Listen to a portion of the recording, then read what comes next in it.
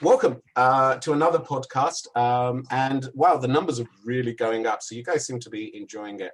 This is political season in Israel. I think it's always political season in Israel. We seem to be having elections all the time. It's crazy. And we have today with us, from totally the different side of the political spectrum, we had a representative from the Yamina party. Today we have Laura Wharton, who is standing for Knesset with the Meretz party. A little bit about Laura. She's an amazing person who does such great work. First of all, she teaches at Hebrew University from the political science department, which is where I grew up from. That's where I got my degrees from. And I have to tell you, without bias, Hebrew U, political science. I never really listened, but I spent all my time looking out the window at Jerusalem, and that got me here.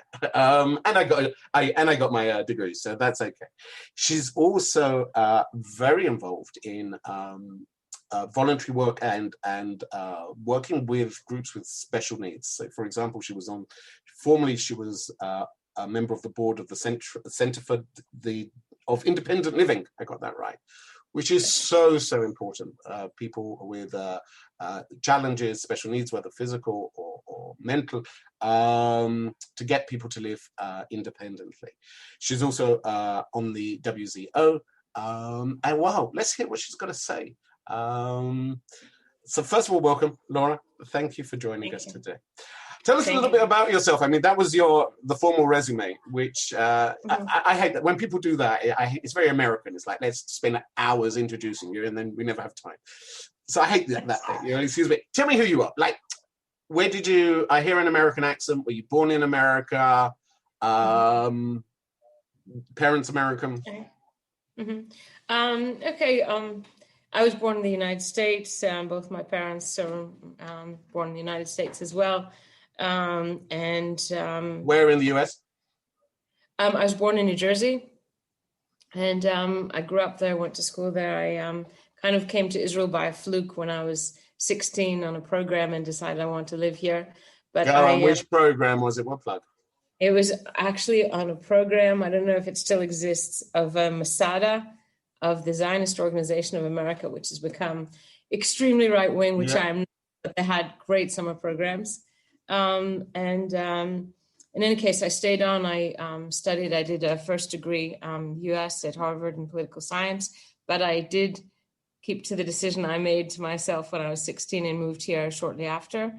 I was a member of a kibbutz for more than 10 years, taught in high school, worked in agriculture, and moved to Jerusalem, got into politics.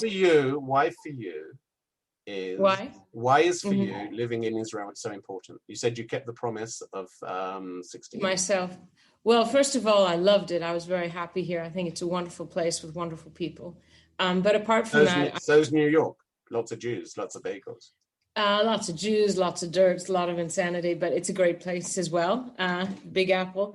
I live here because I think the continued flourishing of the Jewish people is important to me, and I think that depends on the state of Israel and the Israeli people.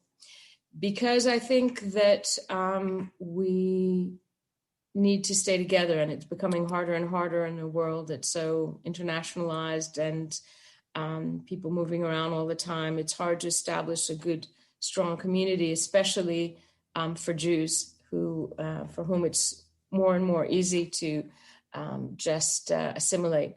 And I think that the Jewish people have done a lot and still have a lot to give the world, and that the best place to do it is where it can be independent and help cultivate our own culture and history. So I moved here, as I said, I worked on a kibbutz, moved to Jerusalem, became in politics mostly because of work on the public housing law. Then I've been working in parallel on academia and teaching, and on doing work for the public in Jerusalem and Israel in general. So my question to you, honestly, is what's happened to the left in Israel? What's left of the left? I mean, I remember the day. I mean, I don't know how long I think, Shim, you've been in Israel for a while. The days where the left were a serious movement. I mean, if we don't talk about Meretz, we talk about Labour Party. Labour Party created the state of Israel. what went wrong? I mean, if with all respect to Meretz, and for anyone's not familiar with it, Meretz is a small party which symbolizes perhaps call themselves the Zionist left. I'll let you define yourself. Yet today is struggling in many ways to even pass the minimum number to get into the Knesset. What happened? What went so wrong? Well, I think two things. First of all, the right has been in power, could say for 20, 30 years, depending on how you count it. And they've been really ruthless in delegitimizing and misrepresenting the left and what we're about, presenting us as everything from, silly to traitorous. And I think that's something that can and shouldn't be done anymore. I think that one of the problems we have in general in political life in Israel is the lack of respect for different ideas. But apart from that, I think we haven't done the job that we should have done to present our case, which I think is very strong. And I would say that standing aside for a minute, in almost every way, the things that we represent have succeeded and are popular. For example, I was just looking at polls the other day from 2019, 2020, and most people want more investment in public service, in a social service net, in healthcare, things we've been talking about for years that Netanyahu and the right have been cutting back. And most people believe in it, but it hasn't gotten out the front. Maybe because of Corona, it will. Second thing about the peace, being a peace lover became almost, an insult in the last 5 or 10 years. But when you see what's been happening is Israel has been able to forge ties with more and more countries in the Middle East. And there has been the greatest period of quiet on the West Bank, thanks to the creation of the Palestinian Authority and work amongst our neighbors. And all these people, including Netanyahu, who talked only about, war and army and fighting and defending ourselves, realize that the state of Israel, and we have a lot of potential and hope in that direction. A third thing, talking about separating, church and state, or reining in some of the more religious extremists. People didn't listen to us. And now you see what's been happening in the neighborhoods of Mea Shearim and Geula, when there is a flagrant disrespect, not only for the law, but for the country, for the police, and also on the West Bank by, I would mention the flagrant disregard for the law, attacks on soldiers. And I think more and more people realize that we have to rein in, the extreme right and the extreme religious and put our laws. It's interesting what you're saying. I think you're being not critical enough of yourselves, which is part of, I think, what the problem is. If you can't beat the problem, be a part of it, if you like, which is Israel's moved to the right. I mean, the whole basis of what the opposition is to Netanyahu is not where your party is anymore. Economically, Israelis are to the right. I mean, that poll after poll shows that they believe in privatization. They believe in the opportunity. It depends what you mean by that. As far as the peace process is concerned, I think most people are satisfied with the status quo. I don't think they're absorbing a run towards annexation, but don't see anything wrong with annexing Ma'ale Adumim, Ariel, the Gush. And the reality is the left movement failed, one, with the failure of Oslo, and perhaps also the nail in the coffin was the withdrawal from Gaza. Okay, well, I think, again, it's how you present it. It's true that more and more people are voting for the right, but I think it depends how you define it, because if you look at people's views about the economy, they're not rightists, they're not big capitalists. On the contrary, the greatest opposition has been, and some of our successes have been, even from the opposition, passing the law to raise support for people with disabilities. Also about the current situation, unfortunately, we're kind of stuck in the middle. But if people are happy with the status quo, and they are, and unfortunately, that includes continuing building on the settlements because no one's looking there, you could say that is in part the success of Oslo. Oslo, although people don't recognize it, created the Palestinian Authority. all the areas that Israel withdrew from are now being managed by the Palestinians themselves. They're unfortunately not yet called a state. I'm sure they will be soon. But that is the success of Oslo. And as for withdrawal from Gaza, the head of my party, Yossi Beilin, was opposed to the withdrawal from Gaza because he said it would leave a vacuum, which is exactly what happened. The left did not push for withdrawal the way it went. We were opposed because we said you can't just have a unilateral withdrawal and leave and leave the Azatins alone with the Hamas being powerful there. And what they did was they withdrew without talking to the Palestinian Authority, without it being part of a more comprehensive peace agreement in the Middle East. And we've got what we got, which is a disaster both for the Gazans and for Israel. But that was not a plan of the left. That was what Ariel Sharon did. And I think he did a terrible job of it. Is the platform, therefore, of Meretz? Let's take it section by section. On the Palestinian side, you talk about a creation of an independent Palestinian state. What would that look like? It would look like a state on the other side of the Green Line with some total 67 withdrawal to 67. Yeah, basically with corrections. I mean, I don't think Ma'ale Adumim is going to be part of Palestine, and there are other places that will not be part of Palestine. But basically, yes. And incidentally, every peace plan that's been put on the table that everyone has talked about, from if it's Olmert to anyone else, has had that. That's the border. And I don't think. What would happen to the Jews living? Want to be there. What would happen to the Jews living in? I mean, when we talk about settlements, and we've discussed before that there's this perception of just a few caravans and a few religious kids that's in there.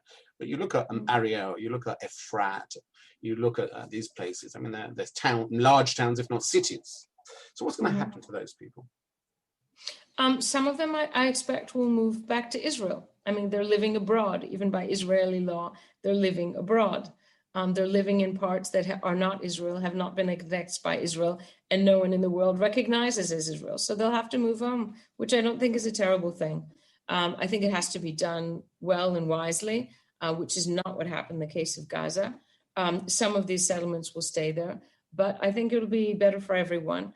There will be some people that will want to stay, and if they want to live in a foreign country, they can. My parents live in a foreign country, and they're okay. I hope more people will choose to live in Israel. What's interesting, when I asked you to define Israel at the beginning and why it was important to you, you kind of refer back to what I call like safari park Zionism, which is put the Jews here so that they can be safe. Because it's dangerous and maybe they're endangered elsewhere, right? But there was no reference to Israel being the birthplace of the Jewish people, of the history, of importance to Judaism, importance of Judaism and the land together, if you like. Where does that play? Where's land and the attachment? Because everything you said, and I said it quite flippantly, everything you said so far, you could set up somewhere else. New York, loads of bagels, lots of Jews. Well, then I think there are more Jews here. But in any case, no, I think we need an independent state of our own. And I think it's natural that we'll come back to the place that was our home. And incidentally, is not the birthplace of the Jewish people, as you know, I'm sure, as everyone realized. We came here, but it is certainly our home, and I think our rightful home, and I think the best place for us. I think mention the history. I usually do, because I'm a big history buff, and that's one of the reasons why I became so interested in the country. I wasn't brought up in a very Zionist house. It was part of our lives, but it became more and more interesting, important to me. And I think it's natural that we be here. We're home here. There are, endless historical sites. That's why I choose to live in Jerusalem, because I love the archaeology and the history and the amazing things we can learn about our own people by living here. But I think that, people have this idea of, from the Prata da Hidekel, which is, if you go by some of the descriptions of the Bible, and we should also be in Lebanon and in Syria and in Egypt. And I think we have a state that is viable. We had a state that was viable, but every state deserves a border, and we have no recognized borders today. And how would you say, I live in Sohr Hadassah, all right? We should try it on the Green Line. Okay. Right. How do you assure me that if there was a West Bank in Wadi Fulkin, which is Palestinian right next door, literally next door, or in the West Bank generally, I wouldn't become a border town like we're seeing in Gaza?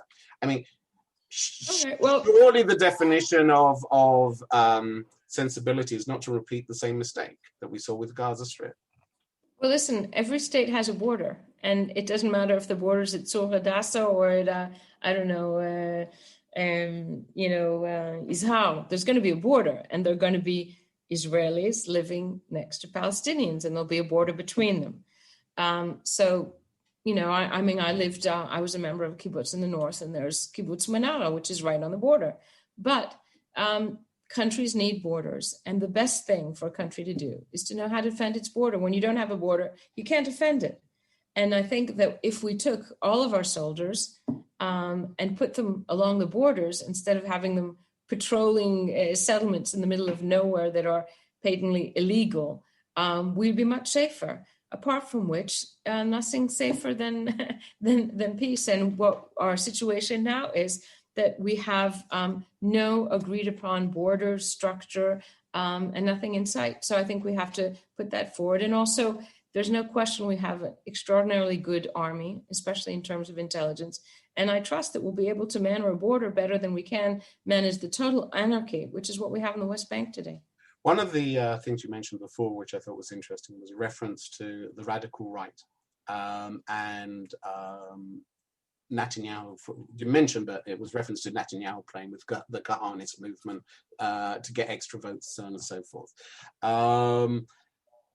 If you take it the other way, one of the things which worries people about Meretz is that they play with the radical left. And I'm interested to find out where you draw your line. Do you support the boycott movement? Do you support the boycott movement of goods only from the West Bank? Would you support J Street, which is, again, a totally different story? Who do you deal with? Okay, well, first of all, I think it's a really a real falsity to compare the radical right to the radical left.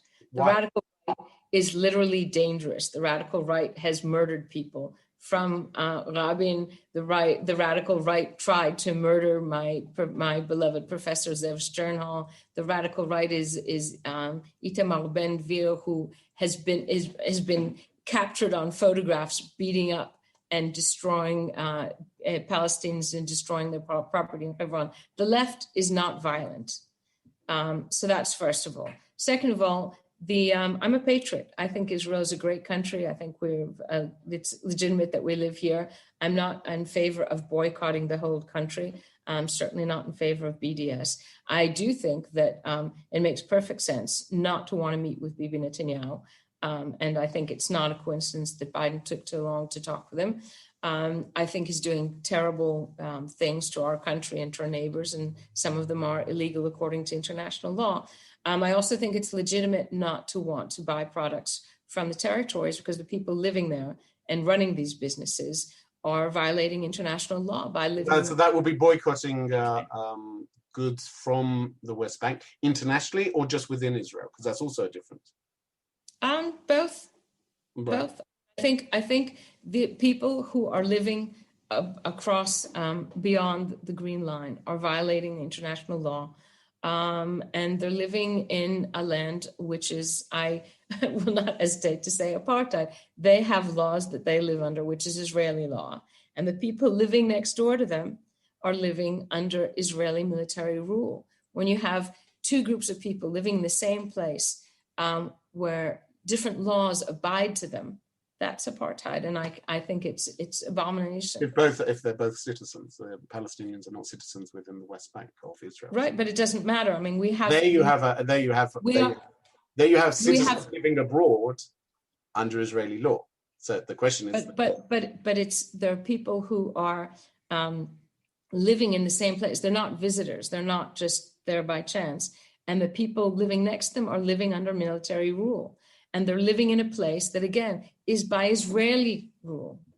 Let me ask you. Let's not part of Israel, but that's not the center of it. I think that the left has a lot to offer apart from borders. I think it has started, and that's how I got into Meretz, as I mentioned, by public housing. Israel has a lot to offer in terms of social justice, equality, that I think, that I know by polls, most Israelis support. You see, it's that question I asked you before is so relevant in the light of what you just said, because you're saying, look, there's apartheid there, and what you fit into is a slippery slope of those people who totally delegitimize Israel as well, and say we don't have a right to exist. There should be only one state, and the question is, where do you draw that line? Listen, I think it's very clear. As I said, I'm a patriot. I think we have a great country. I love the people of Israel.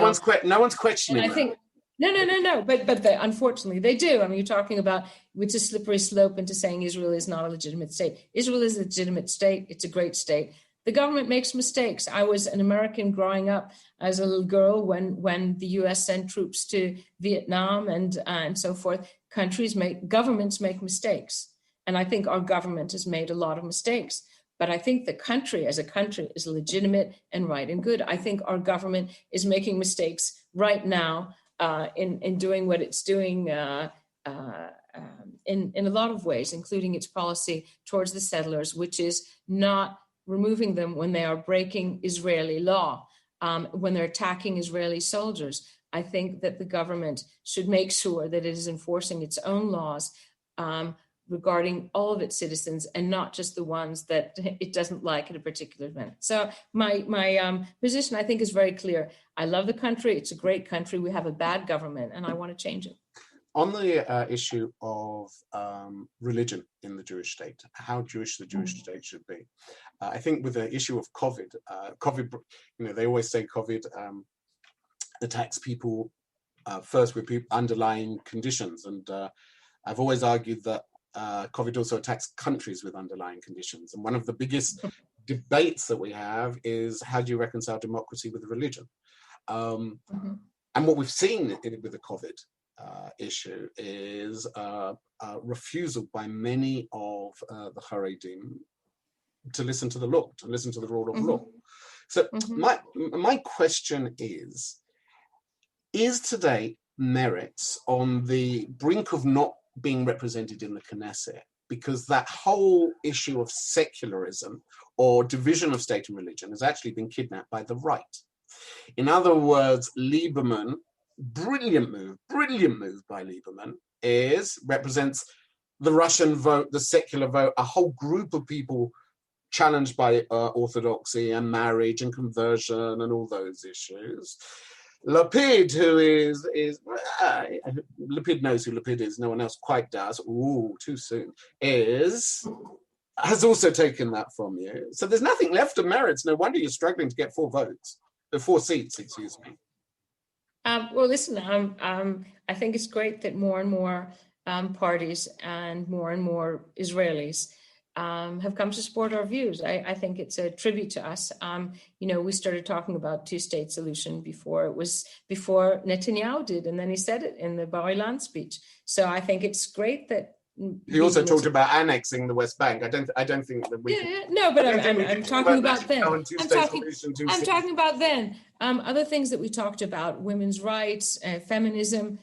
That was what we were doing, and it's now all these parties, even presenting Ayelet Shaked at the head of the party. I think we've had huge success. Environmental awareness is something that Meretz was the first to really push and put on its agenda, and it's now a big consensus that we have to do more about green energy, about recycling. So if everyone else is doing it, why don't Meretz? What? If everyone else is doing it, why? Because I think we understand and have done those things better longer, and because we have all the new subjects. I think social justice. I think also if you look at accessibility, it was something that no one talked about until Meretz started talking about it. But we have a lot yet to do and fix in terms of justice and giving opportunities to people with disabilities. What's the difference between you and Labour today? Sorry? What's the difference between you and Labour today? If I'm not sure, if someone's not sure whether to vote Meretz or to vote for Labour.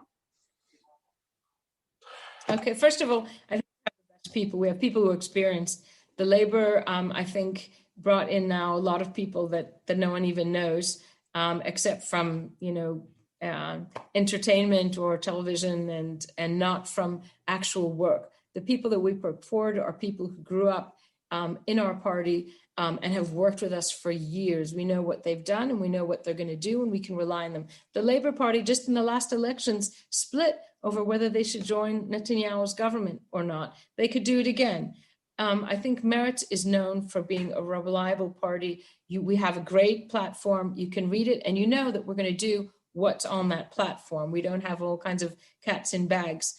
Apart from which, there are things that we're very clear about that they're not clear about. For example, Meretz has been pushing for a long time to clarify and enforce a basic curriculum in the schools, which is, I think, the biggest problem and the biggest struggle we have with the ultra-Orthodox.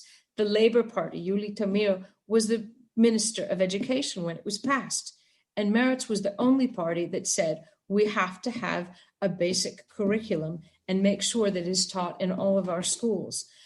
So Labour has a history and a policy of being flexible on things that we don't think one can be flexible on. And I think the basic curriculum issue is a very good example, because if you look at the vote, it was our party and one Labour, I'll give him credit, Ofir Paz-Pinas, is the only one who joined us in that demand. We brought it to the Supreme Court. We could have won the Supreme Court. I hope we will yet win in the Supreme Court. And it's the kind of thing that the Labour is, very interested in being centrist and getting the government. And we believe in our principles and we push them forward and promote them whenever we can. Last question. That's why we should. Right. Last question is why doesn't the left unite? I mean, you've got long enough memory, and so have I, so we don't have to be embarrassed about how much we remember of Israeli politics. But there's been a switch here. It always used to be when the Labour Party was stronger. The problem of the right was it always was divided. You had Rafi Eitan and Somed, all those different parties, right? And the Labour and the left were Meretz, or it was Emratz, so on and so. Why has it split? I mean, there's something much more basic in Israeli politics which is going on, which but I want you to put on your political science hat more than your political hat, because I think your political hat is a little bit, to be honest, is in denial of some of the bigger problems that are facing the left in Israel today. Is that there's been a political shift. Most people aren't in favor of a two-state solution post-Gaza, rightly or wrongly. It's there's a contradiction. So why don't you just kind of unite? Like, get a bit more seats, have a force. Because at the moment, you're going to be a pressure party, or what would be a pressure party in British politics or American politics.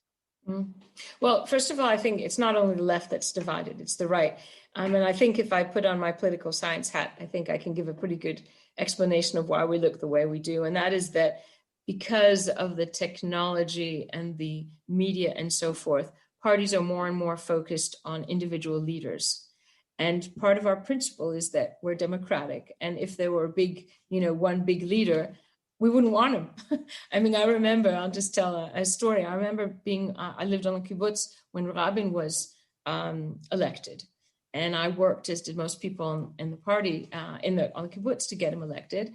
And then, I don't know if you remember the night, he said, Ani Navet, I will navigate. And immediately everyone said, who does he think he is? What do you mean I will navigate? We will navigate. The party will navigate. Who does he think he is? Now, that was after he was the, successful chief of staff of the Six-Day War. He had been the ambassador abroad. He had been a government minister. He had been elected personally as a prime minister. He won, a huge party. But still, people on the left, in principle and in their gut and in their DNA, don't like big, strong leaders. And when people are scared and there's a lot of fracturing of the political system, they're looking for big, strong leaders. And we haven't produced one. I think that's a problem. I think that's one of the reasons we don't have one big party, is because we don't have one big leader. I wish we did, but it's very difficult to be a leader in the left because you get hopelessly criticized, for everything you do, from sneezing to talking.